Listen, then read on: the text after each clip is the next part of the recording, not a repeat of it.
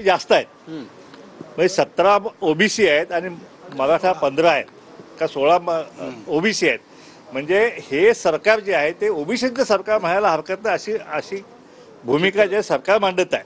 पण हे सगळं जरी खरं असलं, हा सगळा गाव आमचा मामाचा आहे, पण त्यातला एक तरी कामाचा पाहिजे ना काय.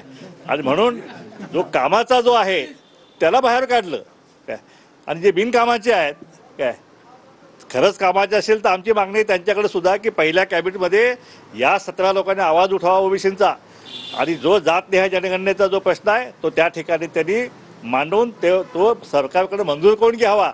बिहारमध्ये जसं ज्या ठिकाणी जशी केलेली आहे तशीच जातनिहाय जनगणना जी आहे ती महाराष्ट्राची या सगळ्या 16 मंत्र्यांनी त्या ठिकाणी करून घ्यावी. 33,000 या ठिकाणी ओबीसींच्या राजकीय जागा ज्या आहेत त्या गायब केलेल्या आहेत, त्याच्यावरती डल्ला मारलेला आहे भाटिया कमिशनच्या माध्यमातून. त्या 33,000 जागा ज्या आहेत त्या परत आणण्यासाठी हे मंत्री काय करतायत हेच आता आम्ही बघणार आहोत.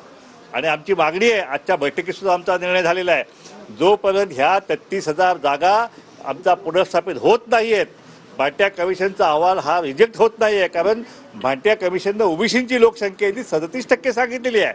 हा ओबीसी फार मोठा अन्याय आहे.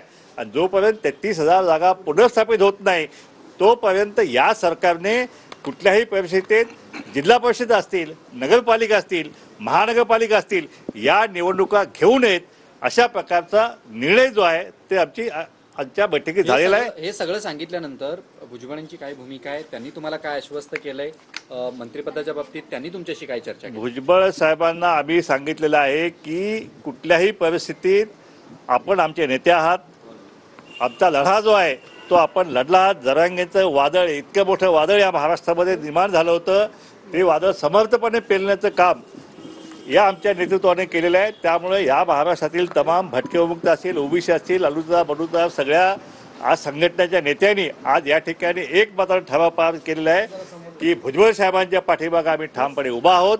ते मंत्रिमंडळात असोत किंवा नसोत, आम्ही भुजबळांच्या पाठीमागे ठामपणे आहोत. आता थोड्याच दिवसात जे आहे रस्त्यावरची लढाईसुद्धा जी आहे ती आम्ही या ठिकाणी आम्ही परत सुरू करणार आहोत.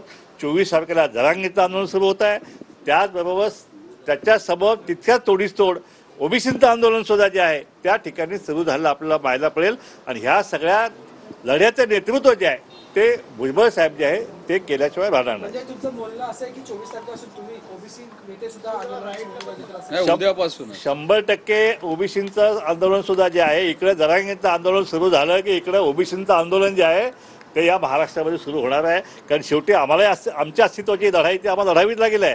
आमच्या आरक्षणाचं संरक्षण जे आहे ते आम्हाला करावंच लागेल आहे. आता हे ओबीसी सरकार जरी आलेलं आहे तरीसुद्धा हे ओबीसीचं आरक्षणाचं संरक्षण कसं करताय याच्याविषयी आमच्यात अजून आत्मविश्वास नाही आहे.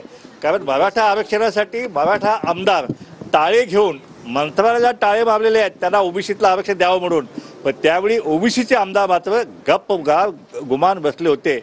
हे पाहता आता ओबीसीचे आता हे जे मंत्री जे आहेत हे मंत्री आता काय भूमिका घेत आहेत याच्याकडं सगळ्या ओबीसी समाजाचं आता लक्ष लागलेलं आहे. शेवटचा प्रश्न आहे की अजित पवार असं म्हणतात जे कोणी नाराज आहेत त्यांनी समजून घ्यावं की नव्या तरुणांना संधी मिळायला हवी, त्यामुळेच आम्ही काही जणांचे मंत्रिपदाचे ते थांबवलेले.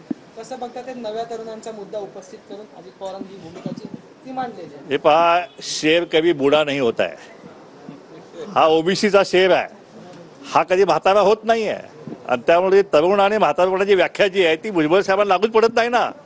आणि म्हणून भुजबळ साहेबांना जे आहे ते कुठल्याही परिस्थितीत अजितदादांना आमची विनंती आहे की ते पुन्हा एकदा पुनर्विचार करावा आणि हा ओबीसीचा आवाज जो आहे त्याला मंत्रिमंडळात स्थान द्यावं.